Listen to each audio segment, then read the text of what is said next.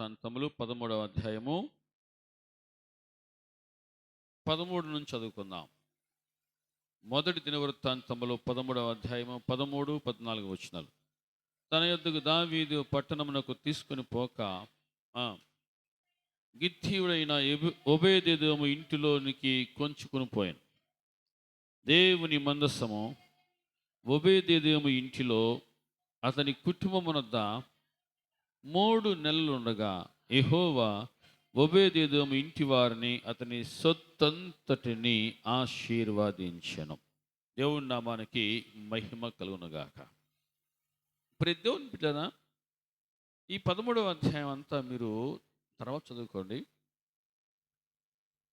ఇంటికి వెళ్ళిన తర్వాత నిదానించి చదవండి, మనస్సు పెట్టి చదువుకోండి. దేవుడు దీవించాలి అనుకుంటే ఎవరినైనా ఎలాగైనా దీవిస్తాడు. అందరిని దీవించాలని ఆయన కోరుకుంటాడు. కాకపోతే దీవెన పొందుకుంటానికి ముందుకు రావాలి. దీవెన పొందుకుంటానికి చెప్పండి, ముందుకు రావాలి. ఇదేంటన్నా, ఎవరు వెనకపోతారు? దేవుని పొందుకోవటానికి ఎవరైనా ముందుకు వస్తారు కదా అనుకుంటూ ఉంటాం.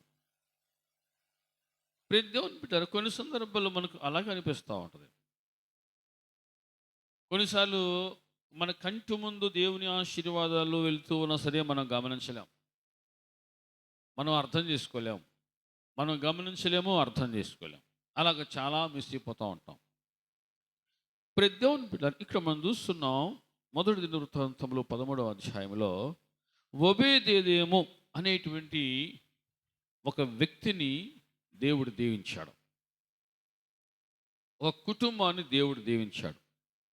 ఆ కుటుంబంలో ఉన్న సొత్తంతటిని, అంటే అతనికి ఉన్న యావదాస్తిని దేవుడు దీవించాడు. ప్రతి దేవుని బిడ్డారా, ఎందుకు ప్రత్యేకంగా ఈ మాట వ్రాయబడి ఉన్నది అంటే, ఎందుకు దీవించబడింది ఆ కుటుంబం అంటే, దేవుని మందస్సము ఒబేదెదోము ఇంటిలో ఉంది. దేవుని మందస్సము ఒబేదెదోము ఇంటిలో ఉంది. ఎంతకాలం ఉంది?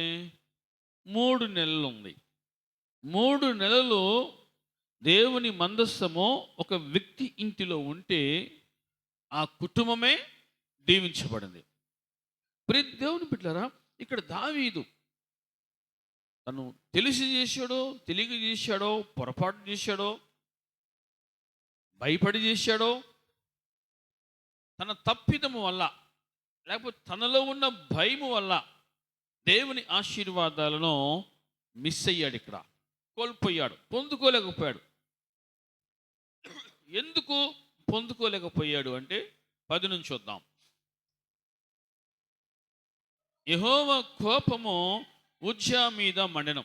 అతడు తన చేయి మందస్సమునొద్దకు చాపగా ఆయన అతనిని మొత్తెను గనుక అతడు అక్కడనే దేవుని సన్నిధిని చనిపోయాను. యెహోవా ఉజ్జాను నాశనము చేయుట చూచి దావీదు వ్యాకులపడెను. అందుచేత ఆ స్థలమునకు నేటి వరకు ఫెరేజ్ ఉజ్జా అని పేరు. ఆ దినమున దావీదు దేవుని విషయమై భయమునుంది. దేవుని విషయమై భయం ఉంది. దేవుని మందస్సమును నా యొద్దకు నేను ఎలాగూ తీసుకొని పోవదును అనుకొని, దేవుని మందస్సమును నా యొద్దకు నేను ఎలాగ తీసుకుని పోవాలి అంటే, ఇక్కడ ప్రతి దేవుని పిల్లరా, ఉజ్జా అనేటువంటి ఒక వ్యక్తి ఆ మందస్సాన్ని పట్టుకున్నాడు. ఇదంతా మీరు తర్వాత చదువుకొని మీకు అర్థమవుతుంది. పట్టుకున్నప్పుడు దేవుడు ఉజ్జాను ఏం చేశాడంట? మొత్తెను అని ఉంది అక్కడ. మొత్తెను, అక్కడ ఉజ్జా ప్రాణం పోగొట్టుకున్నాడు. ప్రతి దేవుని బిడ్డలారా, ఇక్కడ దావీదు ఉజ్జా ఏ విధంగా ప్రాణం పోగొట్టుకున్నాడో ఇదంతా కూడా దావీదు చూచాడు. దావీదు చూచి భయపడ్డాడు. అయ్యో, ఇట్లా ముట్టుకుంటేనే ఉజ్జా తన ప్రాణాన్ని పోగొట్టుకున్నాడు, దేవుడు అతన్ని ముత్తాడు. నేను నా ఇంటికి తీసుకెళ్తే, నేను నా ఎద్దుకు తీసుకుని వెళ్తే నాకేమవుతుందో, నాకేమి జరుగుతుందో అని దావీదు భయము నొందెను అని ఇక్కడ వాక్యం సెలవిస్తుంది. భయపడి దేవుని మందస్సమును నా యొద్దకు నేను ఎలాగూ తీసుకొని పోవుదును అనుకున్నాడు. ఇప్పుడు అంతటితో ఆగితే బాగుండేదే బహుశా. ఇప్పుడు ఎవరి ప్రాణమైనా నీ ప్రాణం లాంటిది. ఇది ఒక సూత్రం. ఇది చూడండి, ఎవరి ప్రాణమైనా మన ప్రాణం లాంటిది అనుకోవాలి, నా ప్రాణం లాంటిదే అనుకోవాలి. ఎవరికి ఏ ఆశ ఉంటుంది? నేను బ్రతకాలి, నేను శుభ్రంగా ఉండాలి అని ఎవరికైనా ఆశ ఉంటుంది. ఎవరి ప్రాణమైనా నా ప్రాణం వంటిదే, నా ప్రాణం లాంటిదే అనుకోవాలి. ఇప్పుడు అంత ట్రెండ్ మారిపోయింది.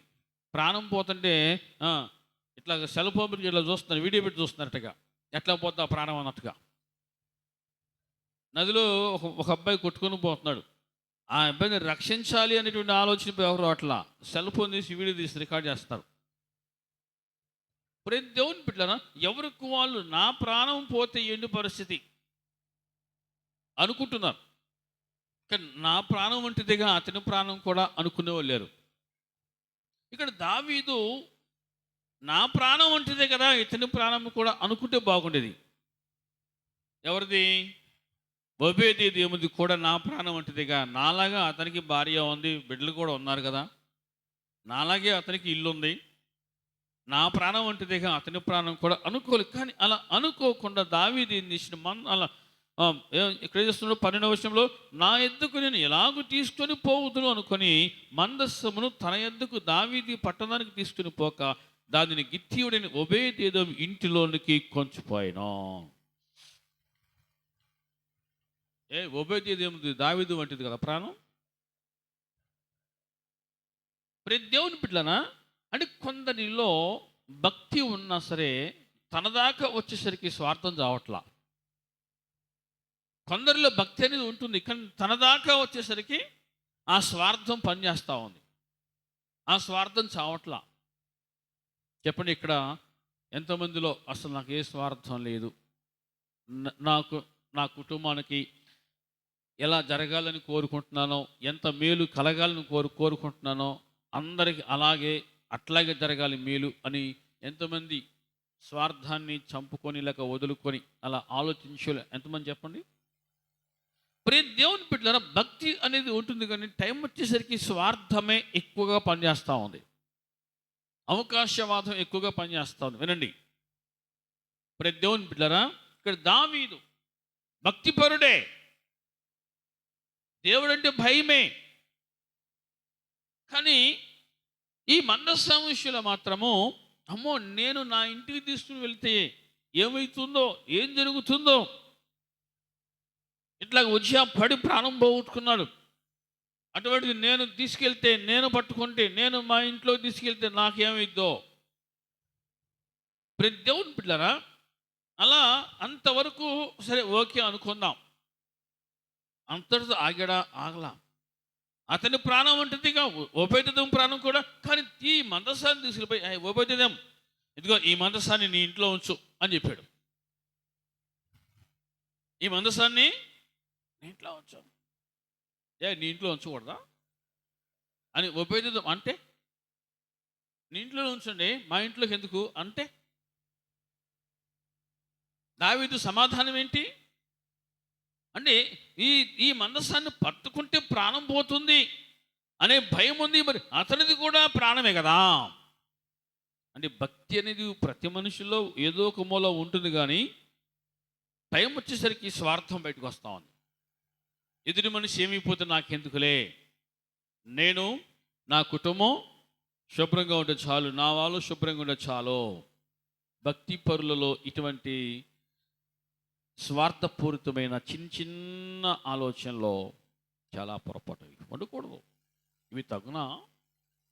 ప్రతి దేవుని బిడ్డలారా, మనిషి ఆశీర్వాదాల విషయంలో ఎంత స్వార్థప్రియుడో చూద్దాం. ఇక్కడ ఒబేదెదోము ఇష్టపడ్డాడు. ఎందుకు ఇష్టపడ్డాడు? మందస్సమును నా ఇంటిలో నేను ఉంచుతాను. ఒబేదెదోము కూడా తెలుసు ప్రాణం పోగొట్టుకున్న విషయము.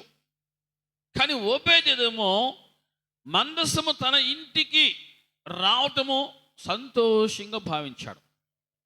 దేవుని నామానికి మహిమ కలుగును గాక. ఆ మందసం నా ఇంట్లో నేను ఉంచుతానయ్యా. మందసం నా ఇంట్లో ఉండాలి. ప్రతి దేవుని బిడ్డరా, దేవుని మందసము ఎక్కడ ఉంటుందో అక్కడ ఆ వ్యక్తులు లేకపోతే ఆ ఇంటిలో ఉన్న యావదాస్తి సొత్తు మొత్తం ఏమవుతుంది? దీవించబడుతుంది. దీవించబడునగాక. ప్రతి దేవుని బిడ్డరా, దావీదు ముందు భయపడి ఈ మందసాన్ని ఓబేదెదోము ఇంట్లో ఉంచిన తర్వాత,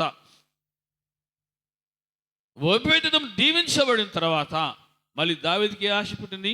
వరే 3 నెలలు ఉంటేనే ఓబేదెదోము ఇల్లు దీవించబడింది. కాబట్టి ఏ మాత్రం ఆలస్యం చేయక మందసాన్ని తీసుకుని పోయి నేను మళ్ళీ మా ఇంటికి తీసుకుని పోవాలి. ఏ మాత్రం ఇంకా ఆలస్యం చేయొద్దు, మా ఇంటికి తీసుకోవాలి. అంటే ఆ ఆశీర్వాదం ఏదో నాకే రావాలి. అదేదో ముందే తీసుకెళ్తే బాగుండేదిగా. కానీ ఇక్కడ ఈ వ్యక్తి దీవించబడిన తర్వాత, మందసము ఆ ఇంటిలో ఉన్న తర్వాత ఆ వ్యక్తి దీవించబడ్డాడు. కాబట్టి నేను ఎందుకు పోగొట్టుకోవాలి అని ఆ మందసాన్ని తీసుకుని పోయి మళ్ళీ నేను నా ఇంట్లో ఉంచుకుందామని ఆలోచనతో వచ్చాడు. ఎవరు? దావీదు. బహుశా ఓబేదెదోము కూడా ప్రాణం పోగొట్టుకుంటే దావీదు ముందుకు వచ్చాడు కాదేమో. కానీ ఓబేదెదోము దీవించబడిన తర్వాతే దావీదు ముందుకు వచ్చాడు. నేను మా ఇంటికి తీసుకెళ్తా మందసాన్ని కదా. ఎవరికైనా ఈ ఆలోచన ఉంటుంది. వరే యేసుప్రభుని నమ్ముకున్నాక వాళ్ళు బాగుపడ్డారంటగా, కానీ మేము కూడా నమ్ముకుంటాం. అంటే ఈ లోకములో ఉన్నటువంటి భౌతికపరమైన ఆశీర్వాదాల కోసమే చాలామంది ప్రభువును ఇంటికి తీసుకెళ్తున్నారు, ఇంట చేర్చుకుంటున్నారు. కానీ ప్రతి దేవుని బిడ్డరా, నిజంగా ప్రభు నా ఇంటిలో ఉండాలి, నా హృదయంలో ఉండాలి, నా బ్రతుకు మార్చుకోవాలి, నా బ్రతుకును బాగు చేసుకోవాలి, నా కుటుంబాన్ని బాగు చేసుకోవాలి అని ఆలోచన కదా. దీవించబడ్డారు, మేము కూడా దీవించబడాలి. యేసు ప్రభు నమ్ముకున్నాక వాళ్ళకి అంతా కలిసి వచ్చింది. కాబట్టి మేము కూడా యేసు ప్రభు నమ్ముకుంటాను. కలిసి వస్తేనే నమ్ముకునే వాళ్ళు ఉన్నారు. ఆశీర్వాదాలు వస్తేనే ప్రభువును ఇంట చేర్చుకునే వాళ్ళు ఉన్నారు. బాగుంటేనే ప్రభువుని ఇంట చేర్చుకుంటున్నారు. కాస్తంత ప్రతికూలంగా ఉంటే మాత్రమో దావీదులాగా తప్పించుకుంటున్నారు. దేవుడు నిన్ను బాగా దీవిస్తుంది అనుకుందాం. అప్పుడు ఎటువంటి ఆలోచన వస్తుంది? దేవుడు నా సొంతం అనుకుంటావు. అరే నేను పక్కన అనుకుంటాడు, అరే ముందే నేను కూడా ప్రభువుని నమ్ముకుంటే, దేవుడు నమ్ముకుంటే నా బతుకు కూడా అట్లా బాగుపడేదేమో. ప్రతి దేవుని బిడ్డలారా, అంటే దేవుడు నిన్ను బాగు చేస్తేనే, దీవిస్తేనే నీకు దేవుడా? ఆశీర్వాదాలు ఇంటికి వస్తేనే నీకు దేవుడు కావాలా? మందస్సం కావాలా? ప్రతి దేవుని బిడ్డలారా, దావీదు తనలో ఉన్నటువంటి స్వార్థాన్ని చూపించుకున్నాడు.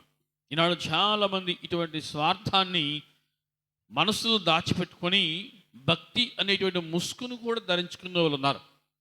ప్రతి దేవుని బిడ్డరా, దేవుని విషయంలో, భక్తి విషయంలో నువ్వు ఎంత నిష్కలంకుడుగా ఉంటావో దేవుడు నిన్ను అంతగా దీవిస్తాడు.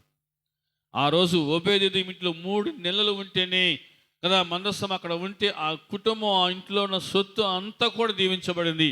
ఆ మందసంలో ఏముంది? దేవుని ఆజ్ఞలు ఉన్నాయి. హల్లెలూయా చెప్పండి. దేవుని ఆజ్ఞలు ఉన్న దేవుని ఆజ్ఞలు నీ హృదయంలో ఉంటే, నీ కుటుంబంలో ఉంటే, నీ కుటుంబము సమృద్ధిగా దీవించబడుతుంది. దీవించబడునగాక. 3 నెలలు ఉంటేనే ఆ ఇల్లు, ఓబేదెదోము ఇల్లు దీవించబడింది.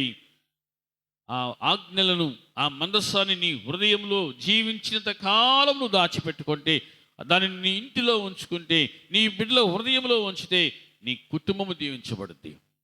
నమ్మిన వారు చెప్పండి హల్లెలూయా. ప్రతి దేవుడా, 14వ వచనం మనం చూస్తుంది. దేవుని మందసము ఓబేదెదోము ఇంటిలో అతని కుటుంబమునొద్ద 3 నెలలు ఉండగా యెహోవా ఓబేదెదోము ఇంటి వారిని, అతని సొత్తంతటిని ఆశీర్వదించెను. హల్లెలూయా. ఆ రోజుల్లో వారికి ఉన్న సొత్తు ఏంటి తెలుసా మీకు? గొర్రెలు, మేకలు, ఎద్దులు. దేవుడు పాడి గేదెలను దీవించడం, ఇంట్లో ఉన్న పశువులు దీవించడం, ఇంట్లో ఉన్న ప్రతి వస్తువును దీవించడం, ఆశీర్వాదం పొందుకోవటం. ప్రతి దేవుని బిడ్డరా, అది ఈరోజు నీ జీవితంలో కూడా నీకు అవసరం. నీ ఇంట్లో ఉన్న పశువులు కూడా దీవించబడాలి. నీ ఇంట్లో ఉన్న ప్రతీదీ దీవించబడాలి. దీవించబడునుగాక. ఆమేన్. మరి దేవుని బిడ్డలం మరి ఒక మాట మీకు జ్ఞాపకం చేస్తున్నాను. దినవృత్తాంతం గ్రంథంలోనే మొదటి దినవృత్తాంతంలో 26వ అధ్యాయం 4వ వచనం.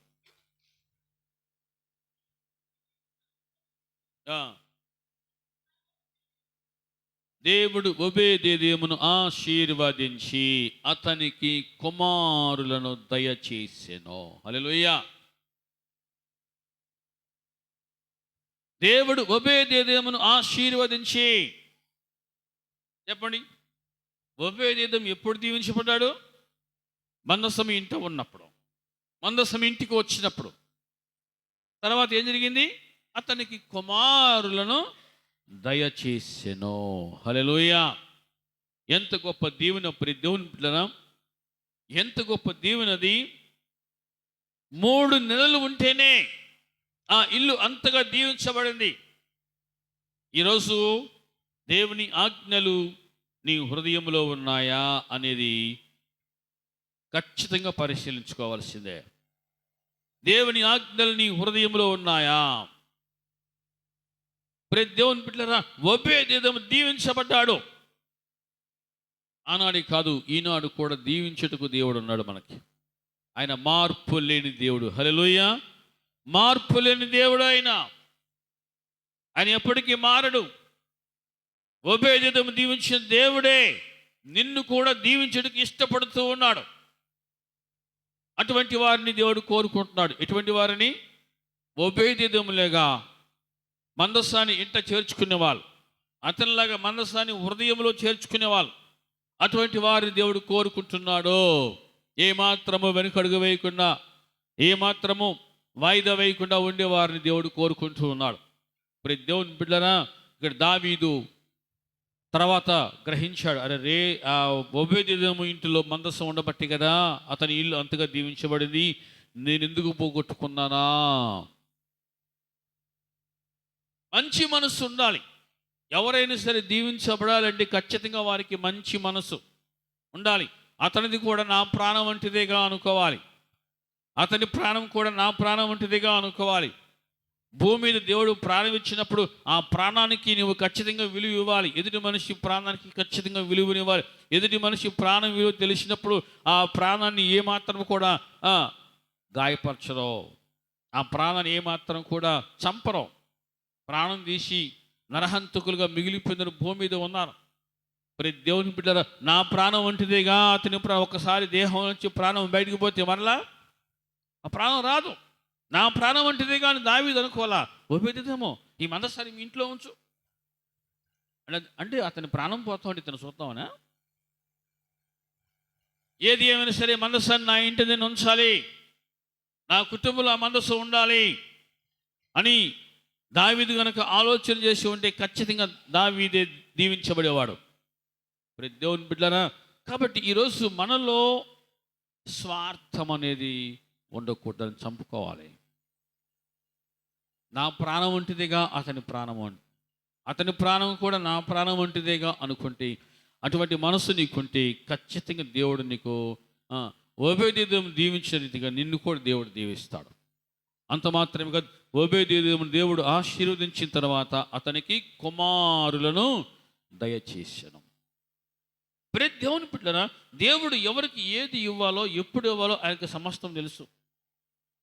ఎప్పుడు ఇవ్వాలో, ఎప్పుడు ఎలా దీవించాలో ఆయనకు తెలుసు. నీ హృదయంలో దేవుని ఆజ్ఞలకు చోటు ఉండాలి, ఖచ్చితంగా నువ్వు దీవించబడతావు. మనం చూస్తున్న కీర్తనకారుడు 119 కీర్తనలో, ప్రతి దేవుని బిడ్డలారా మనం చూస్తున్నాం 119 కీర్తనలో చాలా ఈ దేవుని ఆజ్ఞల గురించి చాలా మాటలు ఇందులో ఉన్నాయి. 119 కీర్తన 1వ వచనంలో, యెహోవా ధర్మశాస్త్రం అనుసరించి నిర్దోషముగా నడుచుకున్న వారు ధన్యులు అని చెప్పి 3-4 వచనాల్లో వారు ఆయన మార్గంలో నడుచుకొని ఏ పాపము చేయరో. ఏ పాపము అంటే ఆజ్ఞల మార్గంలో నడుచుకున్నప్పుడు, ఆజ్ఞల మార్గంలో ఉన్నప్పుడు ఎవరైతే ఆ విధంగా ఆజ్ఞల మార్గంలో ఉంటారో వారు ఏ పాపము చెయ్యరు. నీ ఆజ్ఞలు జాగ్రత్తగా గైకొనే వల్ల నీవు మాకు ఆజ్ఞాపించి ఉన్నావు అని చెప్పి నా ప్రవర్తన, ఆహా నీ కట్టడలు గైకొన్నట్లు నా ప్రవర్తన స్థిరపడి ఉండిన ఎంత మేలో, నీ ఆజ్ఞలన్నిటిని నేను లక్ష్యం చేయనప్పుడు నాకు అవమానము కలుగనేరదు. హల్లెలూయా. నాకు అవమానము కలుగనేరదు. 9 నుంచి చూద్దాం. యవనస్తులు దేని చేత తమ నడత శుద్ధిపరచుకొందరు, నీ వాక్యమును బట్టి దానిని జాగ్రత్తగా చూసుకోవడం చేతని కదా. నా పూర్ణ హృదయముతో నేను వెతికి ఉన్నాను, నన్ను నీ ఆజ్ఞలను విడిచి తిరగనీయకమో. నీ ఆజ్ఞలను విడిచి తిరగనీయొద్దయ్యా. నీ ఆజ్ఞని విడిచిపెట్టకూడదు. నాకు సహాయం చేయి. అంటే ఇప్పుడు దేవుని బిడ్డరా, ఖచ్చితంగా క్రైస్తవులుగా ఉన్నవారు, దేవుని నమ్ముకున్నాం అనుకున్నవారు ఖచ్చితంగా దేవుని యొక్క చట్టానికి లోబడాల్సిందే. దేవుని చట్టం ఏంటి తెలుసా? దేవుని యొక్క చట్టం ఏంటి? దేవుని ఆజ్ఞలే. The law of God. దేవుని యొక్క ఆజ్ఞలే దేవుని యొక్క చట్టము. ఆ చట్టాన్ని ఎవరైతే అతిక్రమించకుండా గైకుంటారో ఖచ్చితంగా వారికి సరిహద్దులు ఉంటాయి, వారు సమృద్ధిగా దీవించబడతారు. ఆ ఆజ్ఞలను, ఆ చట్టాన్ని ఉల్లంఘించితే మాత్రము దేవుని ఖచ్చితంగా వారికి శిక్ష ఉంటుందని కూడా వాక్యం హెచ్చరిస్తూ ఉంది. ఆజ్ఞ అతిక్రమమే పాపం, పాపం వల్ల జీతము మరణము. దేవుని బిడ్డరా, కాబట్టి ఓబేదెదోము దేవుని ఆజ్ఞలు కలిగిన మందసాన్ని ఇంట చేర్చుకున్నాడు, దీవించబడ్డాడు. నీ భక్తి నీ స్వార్థం కోసమో నీ భక్తిని అవకాశవాదంగా వాడుకోకూడదు. దావీదు భక్తులు కనుక సందర్భంలో తన స్వార్థ ప్రయోజనాల కోసం భక్తిని కూడా అవకాశంగా వాడుకున్నాడు కాబట్టి కొన్ని ఆశీర్వాదాలు కోల్పోయాడు. నా ప్రాణం వంటిదిగా అతని ప్రాణము అనుకుంటే ముందు దావీదే దీవించబడేవాడు, కానీ అలా అనుకున్న దావీదు. ఈరోజు అటువంటి చిన్న చిన్న పొరపాట్లు మనలో ఏమైనా ఉంటే ఖచ్చితంగా వాటిని మనం సరి చేసుకోవాల్సిందే. వాటిని సరి చేసుకోవాల్సి, ఇరుకుమైన తీసేసి విశాల మనసును మనము సంపాదించుకోవాలి. మరి దేవుని బిడ్డరా, మనం చూస్తున్న భక్తుడు దావీదు ప్రార్థిస్తున్న రీతిగా 32వ వచనంలో నా హృదయమును నీవు విశాలపరచునప్పుడు నేను నీ ఆజ్ఞల మార్గమున పరుగెత్తెదను. హల్లెలూయా. ప్రియ దేవుని బిడ్డరా, ఖచ్చితంగా దేవుని ఆజ్ఞల మార్గములో మనం ఉండాలి. ఆ మార్గములో మనం నడుచుకోవాలి. దేవుని ఆజ్ఞలు 21వ వచనం చూస్తున్నాం. నీ ఆజ్ఞలు విడిచి తిరుగువారు శాపగ్రస్తులో. నీ ఆజ్ఞలు విడిచి తిరుగువారు శాపగ్రస్తులో. ఖచ్చితంగా దేవుని బిడ్డలుగా ఎవరైతే ఉన్నారో ఖచ్చితంగా వారు దేవుని ఆజ్ఞల మార్గములో నడుచుకుంటే ఓబేదెదోమును దీవించిన దేవుడు నిన్ను కూడా దీవిస్తాడు, దీవించబడదుగాక. మరి దేవుని బిడ్డనా, ఈ 119 కీర్తన మొత్తం చదువుకుంటే దేవుని ఆజ్ఞల యొక్క ప్రాధాన్యత, విశిష్టత, అందులో ఉన్న ఔన్నత్యము, అందులో ఉన్నటువంటి దీవెనలు ఇవన్నీ కూడా మనకు చాలా చక్కగా కనిపిస్తూ ఉంటాయి. ఎవరైతే అర్థం చేసుకొని దేవుని ఆజ్ఞలను హృదయంలో చేర్చుకుంటారో, ఆజ్ఞల మార్గంలో నడుచుకుంటారో ఖచ్చితంగా దేవుడు ఓబేదెదోమును దీవించే రీతిగా దేవుడు వారిని కూడా దీవిస్తాడు. సొత్తంతటిని ఆశీర్వదించి. ఎంత గొప్ప దీవెనది. గేదెకు జబ్బు చేసింది, జబ్బు చేసి తెల్లారి సాయంత్రం చనిపోయింది. ఎంత లాస్ చెప్పండి, ఎంత లాసు. అంతవరకు చేసిన కష్టం, చాకరీ కదా, దానికోసం చేసిన త్యాగం, ఇదంతా వృధా. ప్రతి దేవుని బిడ్డ ఏదైనా సరే కావచ్చు, పొలం ఉంది, పంట కోసం ఎంతో కష్టపడ్డావు, నీరు రాత్రులు నిద్రపోకుండా నీళ్లు పెట్టావు, ఎరువేసావు, మందేసావు, కలుపు తీయించావు, రకరకాలుగా చాకరీ చేసి ఆ పంట ఇంటికి వచ్చే టయానికి వరద వచ్చింది, లేకపోతే మధ్య తెగులు వచ్చింది. ఏంటి పరిస్థితి? పంట ఇంటికి వచ్చేటానికి ఎవరు దారిపై పోకిరి యువకుడు అగ్గిపొలకు వేశాడు, మంట అంటుకుంది, పొలం అంతా పచ్చని పంట మొత్తము తగలబడుతుంది. ఏంటి పరిస్థితి? ప్రతి దేవుని బిడ్డ డెంగ్యూ జ్వరం వచ్చింది, హాస్పిటల్ తీసుకెళ్ళి డెంగ్యూ జ్వరం అనేసి రిపోర్ట్ వచ్చింది.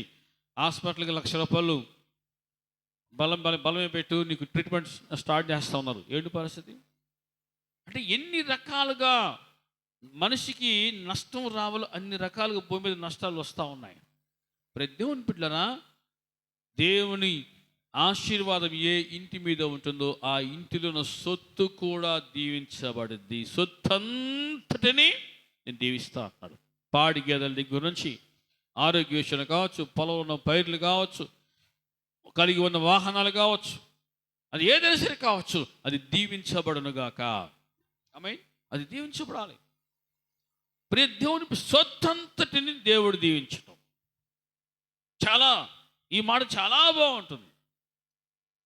అది ఉపేదీదములాగా నీవు కూడా మందస్సాన్ని నీ ఇంట నీ హృదయంలో చేర్చుకోవాలి. నీ హృదయంలో ఆ మందస్సము దేవుని ఆజ్ఞలు ఉంటే ఖచ్చితంగా నువ్వు దీవించబడతావు. పాడి గేదెలు, ఇంట్లో ఉన్న పశువుల దగ్గర నుంచి ఇంట్లో ఉన్న చిన్న బిడ్డల దగ్గర నుంచి వృద్ధుల వరకు ఇంట్లో ఉన్న ప్రతి వస్తువు ప్రతిది కూడా దేవుని చేత దీవించబడుతుంది.